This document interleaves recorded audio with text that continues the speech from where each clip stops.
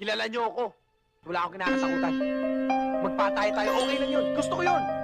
Kung sino man ang umarang sa akin, Dad, ay sinasama ko.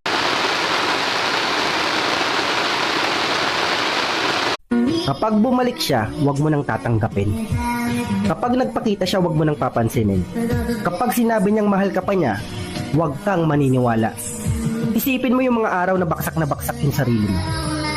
Yung anxiety at depression. Ramdam ko na hindi na para sa akin. Pwede mo naman itong sabihin kung bakit ba gumising ako ng magana. Sa iba ko pa nalaman na ayaw.